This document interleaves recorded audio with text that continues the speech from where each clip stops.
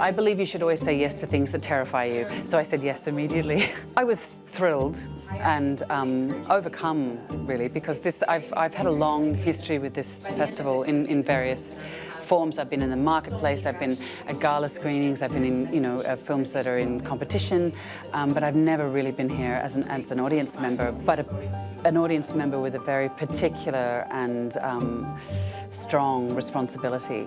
It's strange. I mean, I'm not a big believer in competition when it comes to artistic product, and I think for me, I was compelled to accept because of, I suppose, the immersive experience that I would be able to have, but also to be in dialogue with these incredible jury members and also the diverse array of films. It's an opportunity you don't get very much to sort of recharge your own creative batteries and just deeply absorb the sort of the cornucopia of work that's on, that Terry and his team have presented.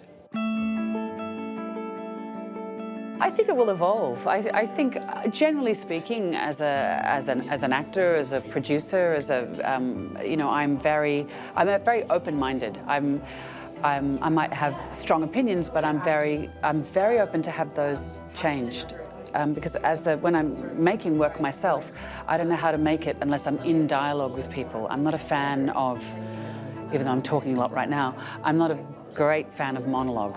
I often only really deeply understand things or know how I feel about things once, you've done a few U-turns, and once you've heard what other people think, it allows your own opinion to become deeper and richer.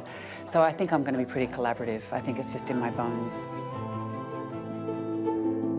The Palme d'Or, I think, is an award that is embracing the entirety of the creative experience. So it's when a film is utterly cohesive and undeniably so that the camera work, the costuming, the performances, the way it's lit, the way it's edited, the way it's directed, the score, when all of those elements come together. I think the difficult and painful thing for us as a jury is that then if you wanted to single out a performance, or you wanted to single out the direction, or you wanted to single out the screenplay, is you cannot. And so I think that's when, I think a lot of the public and perhaps even some of the press are not aware of that and how difficult that is as artists who know how films are put together. But I think ultimately it's when the Palme d'Or is when something is utterly complete. It's a very unique film festival. It's spectacular, it's glamorous, it's all of those things. But I think for me, being Australian, growing up in Australia, it was a real, for Australian films, but also I think films from the Asia-Pacific region and from elsewhere. It's a wonderful portal into not only a European and potentially an American and an English platform, but it's also a wonderful melting pot. And so the great thing is you're seeing films from such a diverse array of films from directors of all different scale and ambition and cultures, and so it's the juxtaposition of that, I think, is quite unique and profound.